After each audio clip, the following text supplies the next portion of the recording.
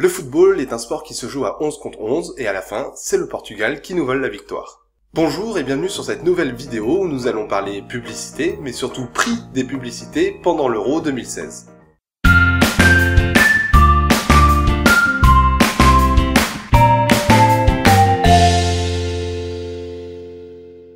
Le but ici, c'est de faire super simple parce qu'on pourrait creuser le sujet pendant des heures. Donc ici, évidemment, je vais beaucoup parler télé parce que la télé, c'est là où étaient rediffusés les matchs en direct. Et donc la télé était un outil essentiel pour communiquer durant cette période. Durant l'Euro, de la publicité, il y en avait partout. Ça va évidemment des casques audio que les joueurs utilisent, en passant évidemment par les gros sponsors principaux qui sont visibles avant, pendant et après le match. C'est donc assez large. En même temps, TF1 a acquis les droits de l'Euro pour 30 millions d'euros et M6 pour 25 millions d'euros. Et il faut évidemment ajouter à ça les matchs, les installations, les fan zones, les choses comme ça. Bref, il faut rentabiliser tout ça et ça passe évidemment par la publicité. Mais alors, pourquoi dépenser autant d'argent en télé quand on est un annonceur ? En télé, ce que recherchent les marques, c'est avoir de la visibilité. Et pour ça, c'est pas gratuit.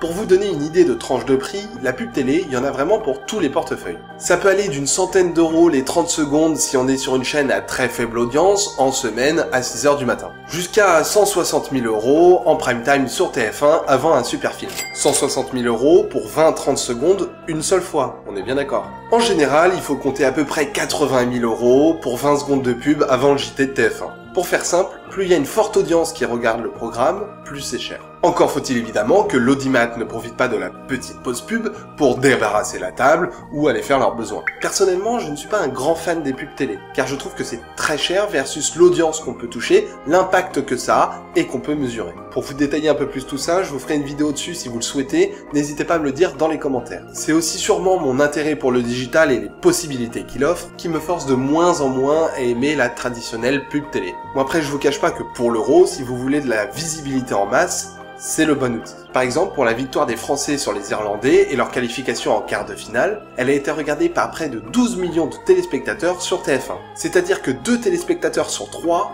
regardaient TF1. Wow. C'est énorme, même Cyril Hanouna ne fait pas mieux. Pour France-Islande et leur qualification en demi-finale, 17,17 millions de téléspectateurs. La chaîne M6 avait d'ailleurs annoncé pour ce match des tarifs hauts. Alors c'est quoi des tarifs hauts ? Quand c'était diffusé à la mi-temps du match, il fallait compter 215 000 euros les 30 secondes de spot.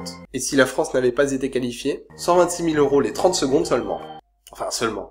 Et oui, en 30 secondes, une marque peut dépenser 215 000 euros. Mais elle espère en revanche toucher à peu près 26% des Français. On continue, France-Allemagne en demi-finale, 19,2 millions de téléspectateurs. On les écrase, et bam, les Bleus se qualifient et arrivent en finale. Oh oui! Oh oui, surtout pour M6 qui augmente par 2 le tarif de certains spots publicitaires. Les 30 secondes de spots publicitaires peuvent atteindre les 320 000 euros. En même temps, avec 20,8 millions de téléspectateurs, ils peuvent se le permettre. 320 000 euros, ça fait 10 666 euros la seconde. Il faut savoir que si les Bleus n'avaient pas joué, c'était seulement 155 000 euros les 30 secondes. En tout cas, je peux vous dire que les mecs qui vendent de la pub sur M6, quand ils espèrent que la France va gagner, c'est pas que par patriotisme. Mais alors pourquoi c'est si cher ? Déjà parce qu'ils permettent aux marques de toucher un grand nombre de monde dans un moment plutôt agréable. Et deuxièmement parce que TF1 et M6 ont très bien vendu leurs espaces publicitaires. Et oui, il faut bien rentabiliser. Qui dit sport et qui dit match dit sponsor. Et certains sponsors principaux ont signé des chèques de 40 à 60 millions d'euros pour avoir de la visibilité. Alors attention ici, je ne parle pas des chaînes télé, mais bien de l'UEFA. L'UEFA qui peut donc donner une visibilité international. Bah oui, parce que quand on dépense autant, on est par exemple sur les panneaux LED autour du stade. Et par exemple, pour France-Portugal, c'est 350 millions de téléspectateurs qui voient ces panneaux LED.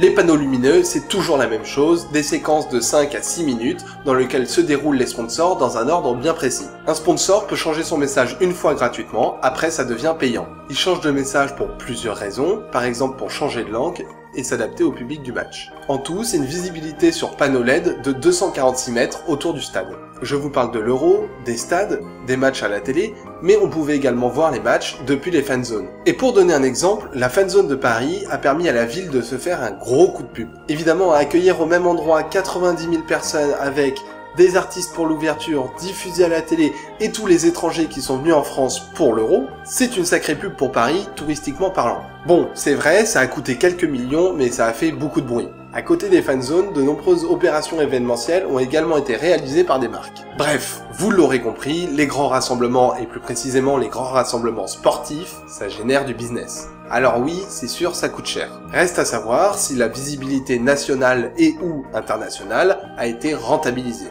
Pour les chaînes télé en tout cas, ne vous inquiétez pas, l'argent gagné versus le prix dépensé pour les droits de diffusion sont largement rentabilisés. D'ailleurs, M6 en a un tout petit peu plus profité que TF1. Je vous mets dans la description mes différentes sources et j'y ajoute également un article sur les performances des sites de paris en ligne mis à l'épreuve pendant l'Euro. N'hésitez pas à mettre votre avis dans les commentaires, vous abonner et mettre un pouce en l'air si la vidéo vous a plu. Je vous remercie et à très bientôt, ciao!